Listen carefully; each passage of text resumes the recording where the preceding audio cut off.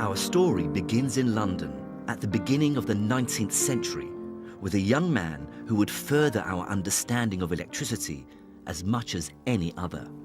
On the 29th of February 1812, a 20-year-old self-educated bookbinder called Michael Faraday came here to the Royal Institution of Great Britain.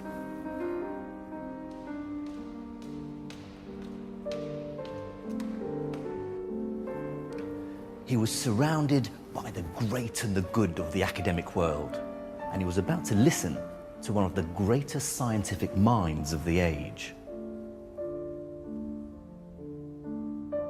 Faraday, the son of a blacksmith, had finished his formal education when he was just 12 years old. He would never get to university, but he wasn't finished with learning, as he was fascinated by science.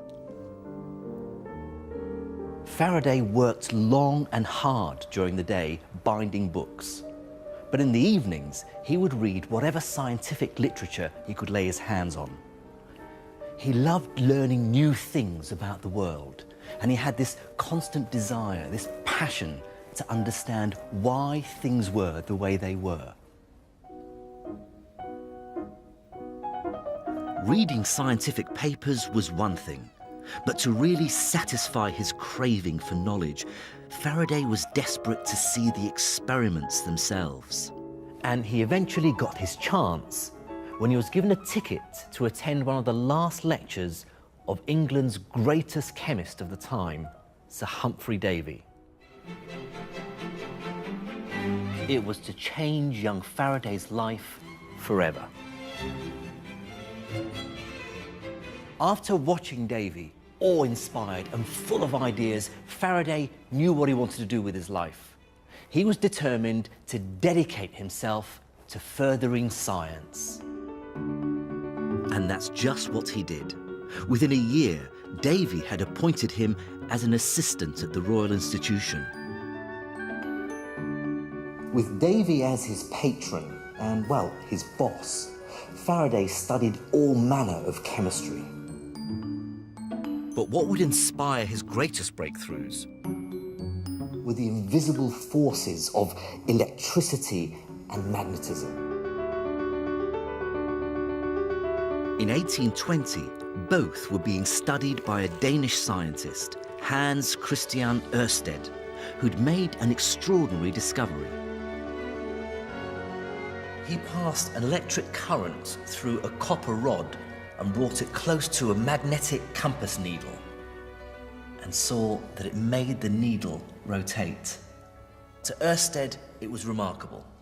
He'd shown for the first time that an electric current can create a magnetic force. He'd bound electricity and magnetism together. Today, we call it electromagnetism, and it's one of the fundamental forces of nature. Ørsted's discovery sparks off a whole new spate of inventive activity around and about the fields of electricity. You can almost see electrical experimenters vying, competing with each other to find new links between electricity and the other powers of nature. At the Royal Institution, Faraday set about recreating Ørsted's work, which would mark his first steps to fame and fortune. And through his rigorous research, he concluded that there must be a flow of forces acting between the wire and the compass needle. The device he designed to demonstrate it would change the course of history. Faraday created a circuit using a battery like this, a pair of wires, and a mercury bath. Now, the circuit carries on through these copper posts, and this wire hangs freely. It dangles into the mercury. Now, because mercury is such a good conductor, it completes the circuit. When the current runs through the circuit, it generates a circular magnetic force field around the wire. Now, this interacts with the magnetism from a permanent magnet that Faraday had placed in the middle of the mercury. Together, they force the wire to move. Faraday had proved that this invisible force really does exist, and he could see its effect: circular motion. This beautiful device was the first to convert electric current into continuous motion. Basically, it's the earliest ever electric motor.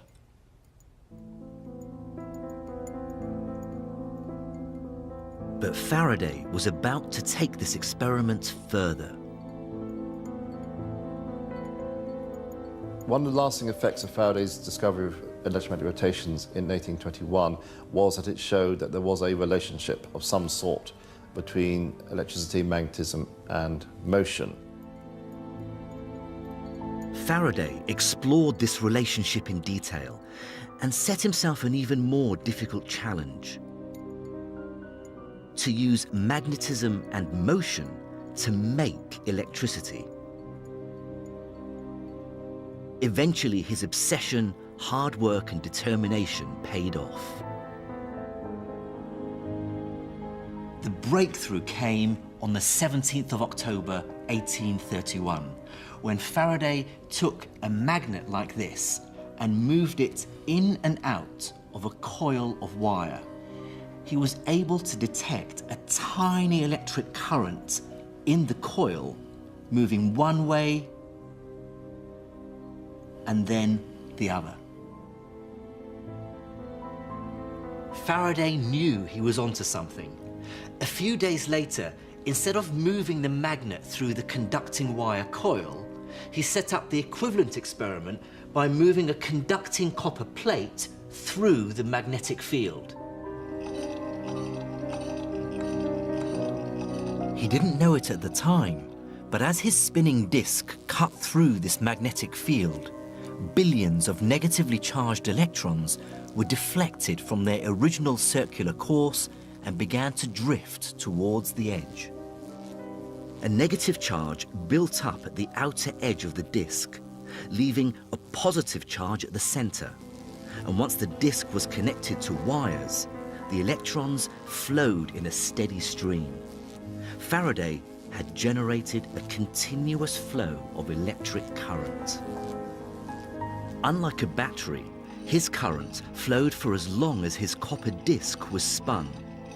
He'd created electrical power directly from mechanical power.